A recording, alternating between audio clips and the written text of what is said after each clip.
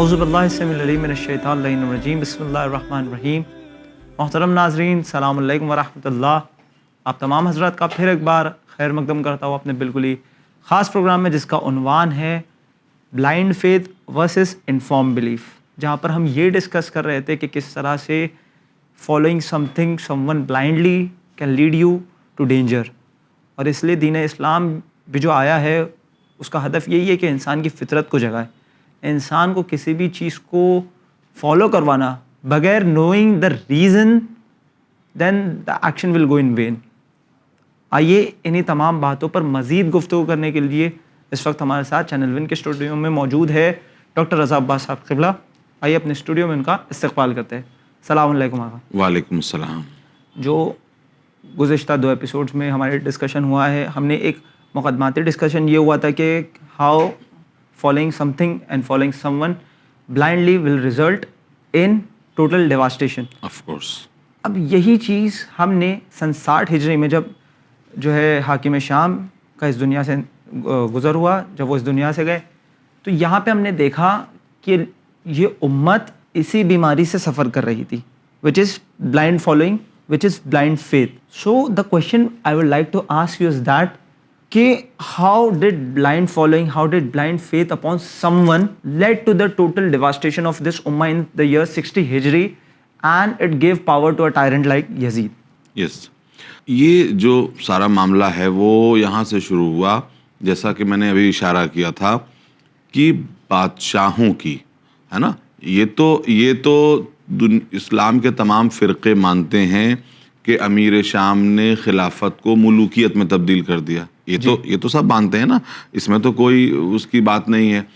تو ملوکیت کا مزاج یہ ہے، بادشاہی کا مزاج یہ ہے، مونارکی کا مزاج یہ ہے کہ کوئی میرے سامنے نہ بولے جی۔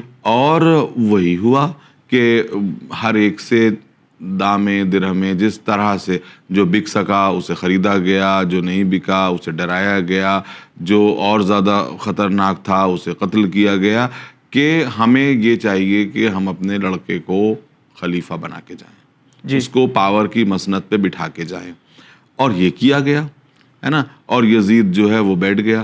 جب یزید بیٹھ گیا تو بس اس کے بعد عوامی مینٹیلٹی غالب آ گئی۔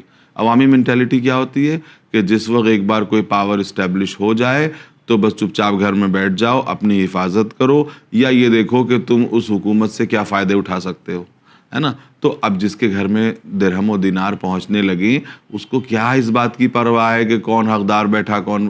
آج کی دنیا میں آپ دیکھ لیجئے، جو پاور میں آ کے بیٹھ جاتا ہے، اگر وہ آپ کا مہینے کا اچھا سا ایک وظیفہ معین کر دے تو کیا آپ اس کی مخالفت کرنے گھر سے نکلیں گے؟ کوئی نہیں نکلے گا۔ عوام تو یہی تو کرتی ہے نا۔ اب اس حالت میں کون نکل سکتا ہے؟ وہ جو عوام کی فکر سے اوپر ہو، جی، اسی کو عصمت کی فکر کہتے ہیں۔ بے شک۔ کہ اسی لیے آپ دیکھ رہے ہیں کہ صحابہ یا صحابہ زادے، مجھے کسی سے جھگڑا نہیں کرنا ہے، صحابہ یا صحابہ زادے خاموش بیٹھے ہوئے نظر آتے ہیں، کیونکہ بھئی اب سب تک جب وظیفے پہنچ رہے ہیں، مدینے والوں تک بالکل مہینے کے مہینے رجسٹر کے ساتھ سیلری پہنچ رہی ہے، تو کسے پرواہ ہے کہ کون بیٹھا کون نہیں بیٹھا؟ لیکن ہاں، امام حسین کو ضرور پرواہ ہے کہ جو یہ کہہ رہے ہیں کہ خرج تو لطلب اصلاح امت جدی و ابی، ہے نا، کہ میں اپنے نانا اور بابا کی امت کی اصلاح کے لیے نکلا ہوں۔ اور اصلاح کیا تھی؟ وہ اصلاح کیا تھی آپ بتائیے؟ اب ایک سوال پیدا ہوتا ہے، کیا امت نے نماز پڑھنا چھوڑ دیا تھا؟ کہا نہیں، نماز تو پڑھ رہے تھے۔ جی۔ کیا روزہ رکھنا چھوڑ دیا تھا؟ روزہ بھی رکھ رہے تھے۔ کیا حج کرنا چھوڑ دیا تھا؟ حاجی تو بھرے ہوئے تھے مکے میں۔ تو کیا چھوڑ دیا تھا؟ وہی اسپرٹ نکال لی تھی اسلام سے، عدل، انصاف، برابری، ہے نا، یہ جو معاشرے کی روح ہے وہ نکالی جا رہی تھی۔ سوری ٹو انٹرپٹ، یعنی یہ کہنا چاہوں گا کہ the authority shouldn't be challenged at all. This was the spirit of that time of the people. Of that time of the people, ہے نا، of that time of the Muslim Ummah، ہے نا۔ وہ یہ سمجھ رہے تھے کہ بھائی now he has ascended on the throne، وہ اس کے اوپر بیٹھ گیا ہے، تخت کے اوپر بیٹھ گیا ہے۔ now the only job, only responsibility for us is to follow him, to follow his directives، چاہے وہ کچھ بھی کر لے، کچھ بھی کرے۔ یہی تو ہے بلائنڈ فالو۔ افسوس ہے کہ امت مسلمہ کا ایک طبقہ آج بھی اس بات کو مانتا ہے کہ جس کا غلبہ ہو جائے، جو بیٹھ جائے، ہم اس کو مانیں گے. نحن مع من غلب. بالکل. اور ہم کسی کا نام نہیں لیں گے، یہاں تک کہ ایک بڑے شخصیت کا یہ قول ہے کہ اگر کوئی نکٹا غلام جو ہے وہ بیٹھ جائے گا اور تو ہم اس کی کوالیفیکیشن کچھ نہیں دیکھیں گے، بلکہ ہم اس کو فالو کریں گے، اور اگر ہم اس کو نہیں فالو کریں گے، جو اس کے خلاف کھڑا ہوگا ان سے باغی تصور کریں گے اور اس کا گلا کاٹ دیں. یہی تو وہ تصور تھا جس کی وجہ سے امام حسین علیہ السلام کو نعوذ باللہ باغی کہا گیا. یہ دیکھے بنا کہ کون بیٹھ رہا ہے، ارے بھئی یہ تو دیکھو کہ کون بیٹھ رہا ہے، اس مسند پہ بیٹھنے کے لائق کون ہے، وہ کون سی مسند ہے، وہ خلافت رسول کی مسند ہے. تو اس پہ بٹھا دیا گیا اور یہی امت کا وہ ختم ہو گیا تھا احساس. دیکھیے احساس، قوت احساس ختم ہو جائے. بادشاہتیں کیا کرتی ہیں؟ قوت احساس کو کم کر دیتی ہیں، زیرو پہ لے آنا چاہتی ہیں، اور جرأت اظہار کو زیرو پہ لے آنا چاہتی ہیں.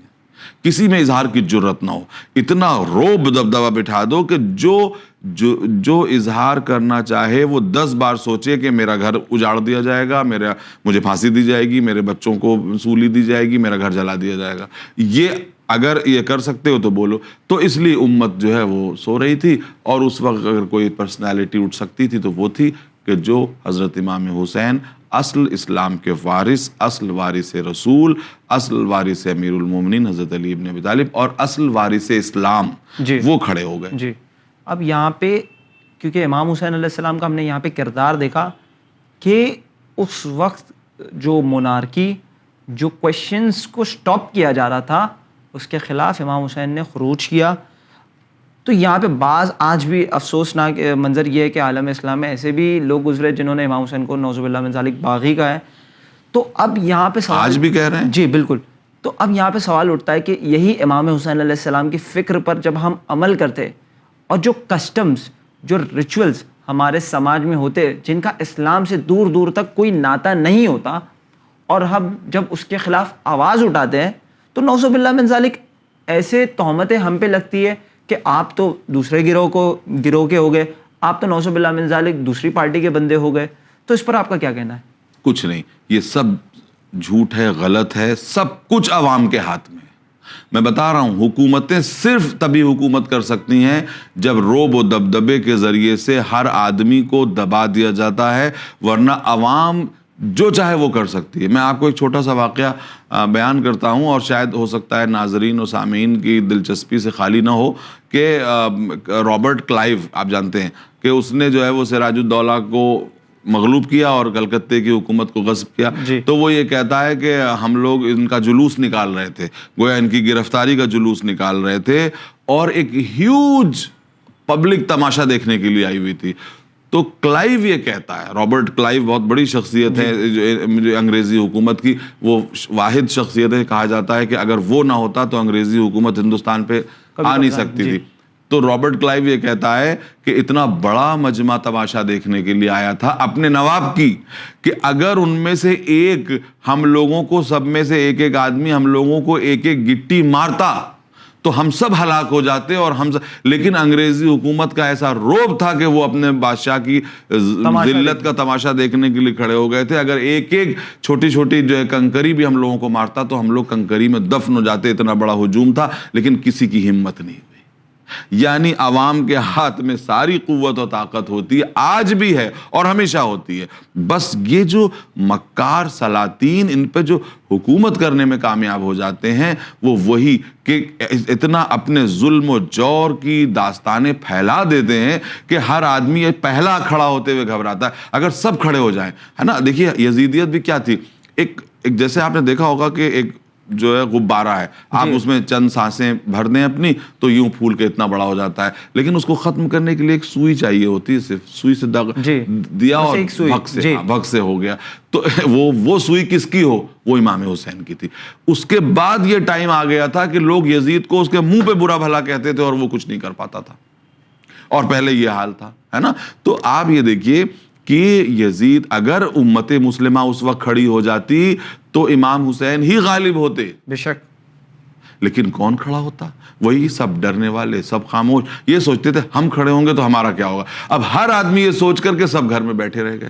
تو وہ جو کلائیو والی بات ہے وہ یہاں پہ اس لیے میں نے اگزامپل دیا کہ اتنا بڑا مجمع تماشائی تھا کہ وہ تماشائی مجمع چاہتا تو ہم سب کو مار ڈالتا، لیکن ان کے دل و دماغ میں انگریزی حکومت کا روب اور ہیبت اور ظلم کا ایک وہ بیٹھا ہوا تھا، روب، کہ یہ تو ہمیں مار ڈالیں گے. جبکہ مٹھی بھر لوگ، آپ سوچئے کہ مٹھی بھر لوگ جو ہے وہ انگلینڈ سے آ گئے اور انہوں نے اتنے بڑے ملک پر بالکل بلا شرکت غیر قبضہ کر لیا. ٹیکنیکلی امپاسبل ہے. یہ کیوں پیدا ہوا اور یہ کیوں ہوا؟ یہ عوام کے سونے کی وجہ سے ہوا، عوام کی بزدلی کی وجہ سے ہوا ہے نا. فوج کی بزدلی سے بڑی عوام کی بزدلی ہوتی ہے نا. تو جو بات کلائیو کہہ رہا ہے وہی بات امام حسین السلام کے دور میں. اگر اس وقت جو ہے وہ حجاز اور کوفہ اور سب لوگ جو ہیں ہاں مدینہ اور مکہ سب ایک جٹ ہو جاتے تو کس کی مجال تھی؟ نہیں تھی، ہے نا. اصحاب پیغمبر سب ایک ساتھ آ جاتے کہ ارے کس سے بیعت مانگ رہے ہو؟ نواسے رسول سے بیعت مانگ رہے ہو. لیکن ہمیں مدینے میں ایک سناٹا نظر آتا. یہ ہرڈ مینٹالٹی ہے، بس ہرڈ مینٹالٹی ہے.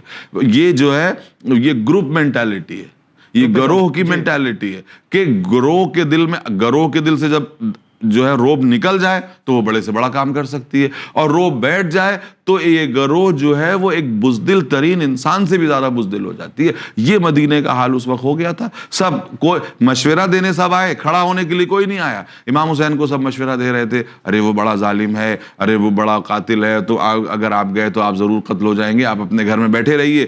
اور اپنے گھر میں بیٹھیے، یہ آپ کے نانا کا مدینہ ہے، یہاں کوئی آپ کا کچھ نہیں بگاڑ سکتا. فوراً کوئی یہ پوچھے کہ امام حسن بھی تو اسی مدینے میں بیٹھے ہوئے تھے، ان کو کیسے زہر دے کے شہید کر دیا گیا؟ بالکل، ان کی لاشیں پہ تیر چلے، ان کی لاش پہ تیر چلائے گئے. تب آپ کہاں بیٹھے ہوئے تھے؟ تب آپ کون سی بل میں گھسے ہوئے تھے کہ آپ کو پتا نہیں تھا کہ اسی مدینے میں نانا کے مدینے میں جو ہے ان کی لاشیں پہ تیر چلائے گئے، ان کو شہید کر دیا گیا؟ اس کی کیا گارنٹی تھی کہ امام حسین مدینے میں رہتے تو وہ شہید نہ کر دیے جاتے؟ اتنا ہی نہیں بلکہ خانہ کعبہ میں جو ہے حاجیوں کے ویش میں جو ہے قاتل آ گئے. تو یہ جو ہے یہ وہی بات ہے.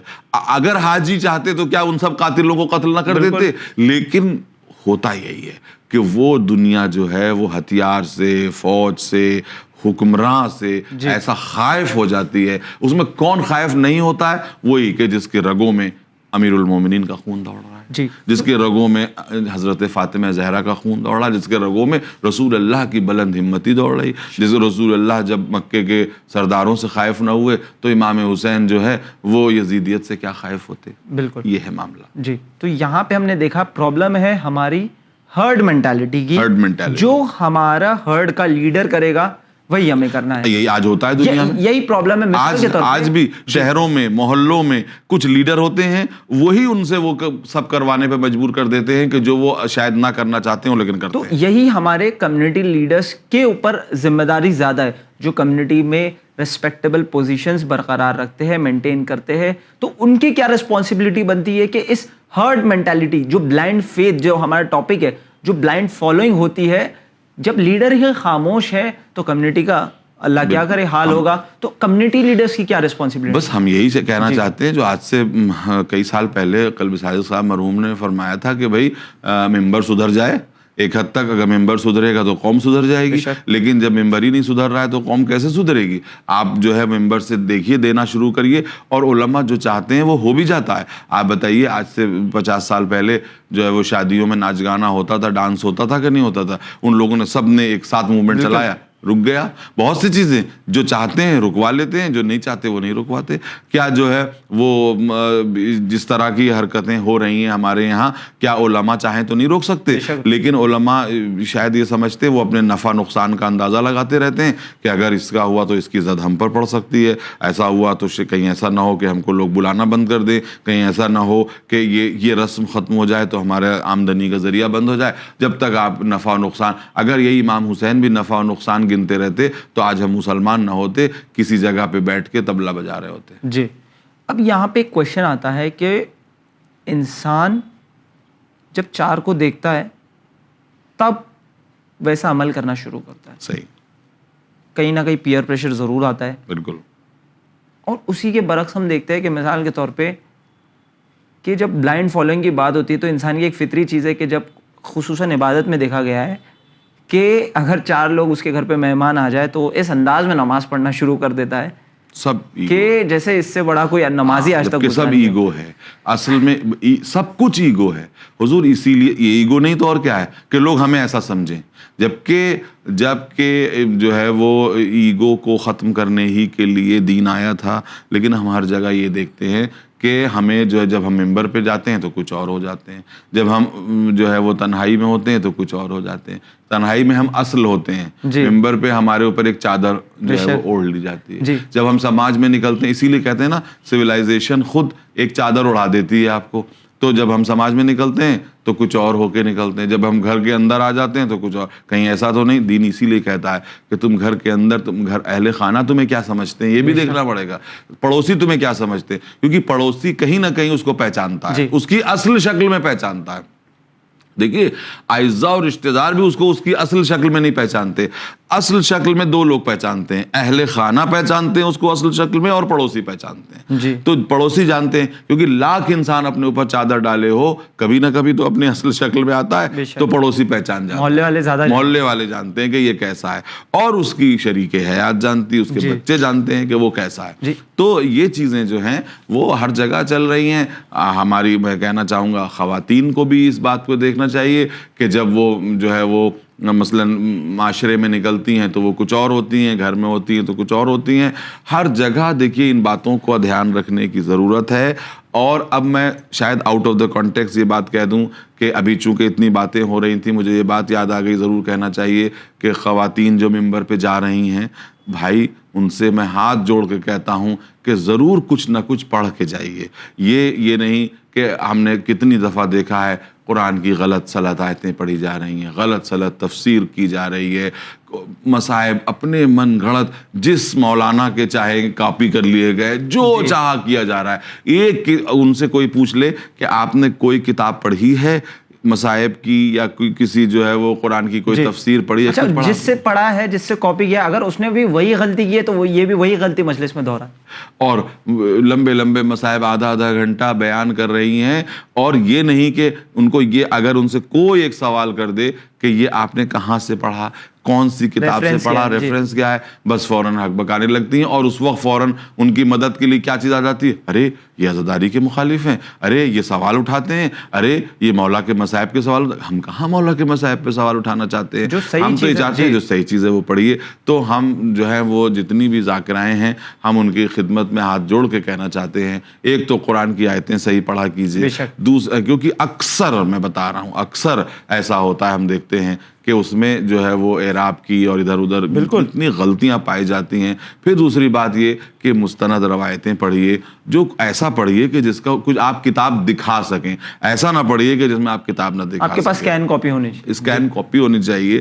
بات کیا, اتنی کثرت ہو گئی ہے, اب کون کس کو پوچھتا ہے کہ کہاں کیا پڑھا کیا نہیں. جو شیعہ محلے ہیں ان میں آپ جا کے کثرت ہے صبح سے شام تک. اب اس میں جو ہے وہ جیسا شاید یہ ہو گیا کہ ہماری کوانٹٹی بڑھ گئی ہے لیکن کوالٹی گھٹ گئی. بس وہی معاملہ ہے کہ کوانٹٹی اتنی بڑھ گئی ہے کہ کوالٹی پہ اب کوئی نظر ہی نہیں ہے, کوالٹی پہ اب کوئی نظر ہی نہیں رہ گئی ہے کہ بھئی کیا پڑھا جا رہا ہے, کیا پروسا جا رہا ہے, کیا سرو کیا جا رہا ہے, اس کو دیکھنے کے سوال یہ اٹھتا ہے کہ جو بلیف ہمارا ممبر سے بن رہا ہے, جو پروپوگیٹ ہو رہا ہے, کیا وہ انفارمڈ بلیف ہے کہ نہیں ہے.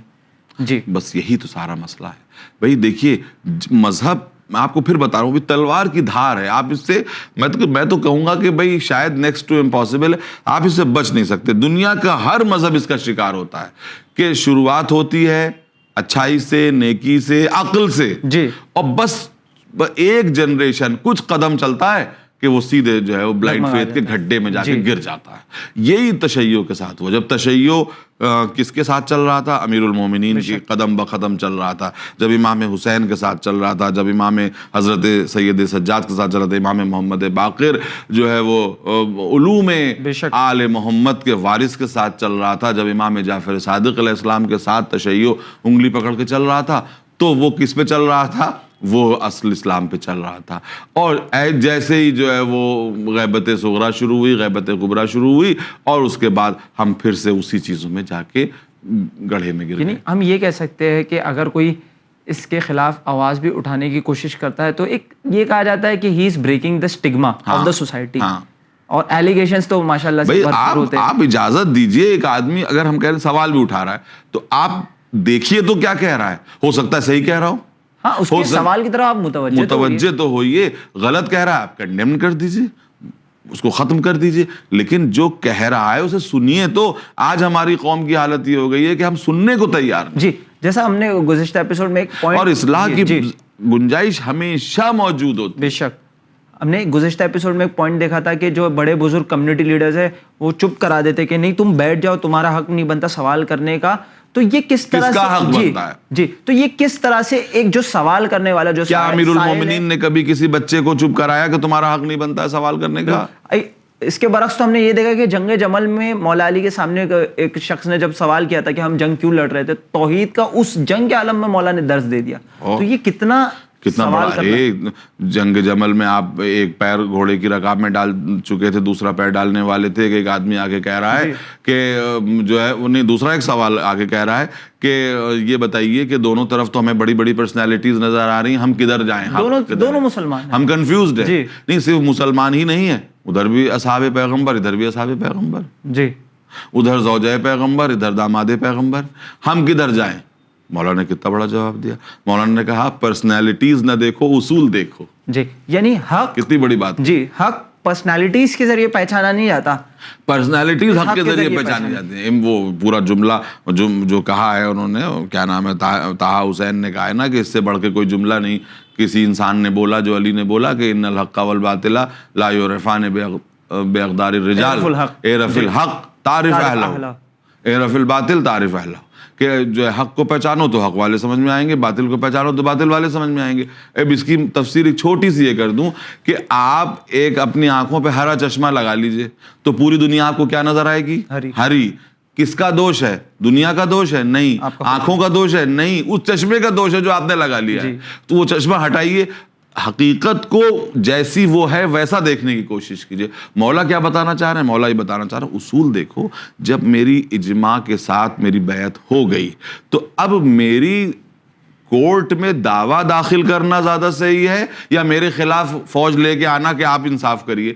انصاف کرنے کے لیے کورٹ میں دعویٰ داخل کیا جاتا ہے, میدان میں فوج لے کے آئی جاتی ہے. جی اتنی سا اصول کا فیصلہ کر لو, تمہیں حق والے سمجھ میں آ جائیں گے, تمہیں باطل والے سمجھ میں. تو یہی چیز ہے کہ ایکسپلینیشن جو آج بلائنڈ فیتھ بڑھ رہا ہے لوگوں کا, ایکسپلینیشن. تو مولا کیا کہہ سکتے تھے؟ مولا یہ تو کہہ سکتے, دیکھیے بلائنڈ فیتھ کروانا, ارے مجھے نہیں پہچانتے ہو, میں داماد پیغمبر ہوں, مجھے نہیں پہچانتے ہو, میں زوج فاطمہ ہوں, مجھے نہیں پہچانتے ہو کہ مجھ سے نبی نے میرے بارے میں یہ کہا یہ کہا یہ کہا. کوئی فضیلت کا اعلان نہیں, کسی فضیلت کا اعلان مولا نے نہیں کیا. مولا نے ایک اصول بتایا کہ تم پہلے حق جاننے کی کوشش کرو, پرسنالٹی جاننے کی کوشش نہ کرو, چاہے میں ہی کیوں نہ ہوں. تو یہاں پہ بلائنڈ فیتھ میں ایک پوائنٹ یہی آتا ہے کہ انسان بلائنڈ فیتھ جب اس پہ اپنانے جاتا ہے تو پرسنالٹیز میں بہت زیادہ بڑھ کے کیا بات ہو سکتی ہے کہ امیر المومنین مولا کائنات یہ کہہ رہے ہیں کہ تم نہ ادھر کو دیکھو نہ ادھر کو دیکھو, تم اصول کو دیکھو. جب اصول کو دیکھو گے تو خطا نہیں کرو گے. کہ سمپل سا لاجک یہی ہے کہ اگر شکایت ہے تو کورٹ میں لائی جاتی ہے, کورٹ میں لائی جاتی ہے. بھئی میں خلیفہ پیغمبر ہوں جس اعتبار سے کہی, بھئی ہسٹوریکلی تاریخی اعتبار سے میں چوتھا خلیفہ پیغمبر ہوں, تو میرے کورٹ میں جو ہے مسئلے کو لاؤ. جی تم میرے کورٹ میں مسئلہ لاؤ گے یا مجھے میدان جنگ میں گھسیٹو گے؟ اتنی سی بات ہے.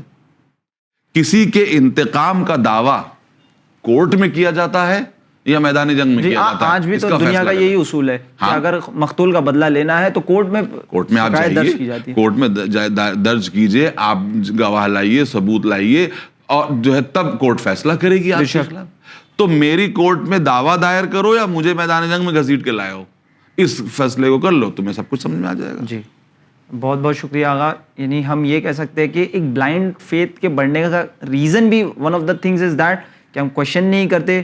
دوسری اہم بات, ہم لاجیکل پوائنٹس کو سیدھا سرے سے اوائڈ کرتے ہیں. اگر مثال کے طور پہ میں کوئی چیز سوال کرنا چاہتا ہوں کہ آپ نے یہ چیز کہاں سے پڑھی ہے, کیا ریفرنس ہے, تو نعوذ باللہ من ذالک کے الزام لگایا جاتا ہے کہ آپ امام حسین کے مصائب کے خلاف ہے. جس طرح سے آپ نے بڑے خوبصورت انداز میں کہا کہ ہم مصائب کے خلاف نہیں ہیں, بس وہیں سے پڑھیے جہاں سے اوتھینٹک ریفرنسز ہیں. جی بالکل, وہ بات پڑھیے اور میں جو بات آگے اس کو بات ختم کروں کہ جو ہے وہ جو لوگ مولا کو جنگ میں لے کے آئے تھے وہ بیعت کر چکے تھے, بیعت کے بعد یہ کہنا اب آپ یہ کریے ورنہ ہم جنگ کریں, پھر اب آپ یہ کریے, یعنی خلیفہ کو اپنے تابع بنانا چاہتے تھے, خلیفہ کے تابع نہیں بننا چاہتے تھے. تو یہ اس اصول پہ فیصلہ کر لو تو پتہ چل جائے گا حق والے کدھر ہیں باطل والے کدھر ہیں. جی بالکل, بہت بہت شکریہ. اور ناظرین امید کرتے ہیں یہ پروگرام آپ کو پسند آیا ہوگا. ایک امپورٹنٹ میسج یہ دینا چاہوں گا کہ جس طرح سے خود امیر المومنین مولا علی ابن ابی طالب علیہ السلام نے کہا کہ حق کو پرسنالٹیز کے ذریعے نہیں پہچانو بلکہ پرسنالٹیز کو حق کے ذریعے پہچانو. بلائنڈ فیتھ جو ہمارا موضوع چل رہا ہے اس کے لیے یہ بہترین جملہ ہے. بالکل. اب یعنی ہمیں پرسنالٹیز کو جج کرنا ہے حق پہ کہ یہ پرسنالٹی جو بھی ہے کیا وہ حق پر ہے کہ نہیں. ہمیں حق کو پرسنالٹی سے ڈیسائیڈ نہیں کرنا ہے. اسی طرح سے باطل کے لیے بھی یہی رول ہے. یہی کہا اس چیز کی تفسیر یہ ہے, یہ نہ دیکھو کون کہہ رہا ہے, یہ دیکھو کہ کیا کہہ رہا ہے. کون کہہ رہا ہے جیسے ہی دیکھو گے بس متاثر ہو جاؤ گے. کیا کہہ رہا ہے جب یہ دیکھو گے تو کون تک پہنچ جاؤ گے. اگر پرسنالٹی کا ہی مسئلہ ہوتا اور رشتے کا ہی مسئلہ ہوتا تو سب سے تو مولا سے بڑا کون, مولا سے بڑا کون ہے, کوئی نہیں ہے. جی لیکن مولا یہ کہہ رہے ہیں کہ کون کہہ رہا ہے اس کے دیکھنے سے پہلے دیکھو کیا کہہ رہا ہے. جی یعنی حق پرسنالٹی ڈیسائیڈ دیکھ کے نہیں ہوتی. مثال اگر ایسا ہوتا تو قابیل بھی جنتی ہوتا, جناب نوح کا فرزند بھی جنتی ہوتا, سب کچھ ہوتا. پھر جو ہے وہ حضرت نوح اور حضرت لوط کی بیویاں بھی جنتی ہوتی. جی بہت بہت شکریہ آغا. اور ناظرین امید کرتے ہیں آپ کو یہ پروگرام پسند آیا ہوگا. آخر میں یہی کہنا چاہوں گا کہ یہ مت دیکھو کون کہہ رہا ہے, یہ دیکھو کہ کیا کہہ رہا ہے. تبھی آپ جا کے جو ہے بلائنڈ بلیف, بلائنڈ فیتھ کو کاؤنٹر کر پاؤ گے. اسی امید کے ساتھ ہم لیتے ہیں آپ سے الوداع, مگر دیکھتے رہے چینل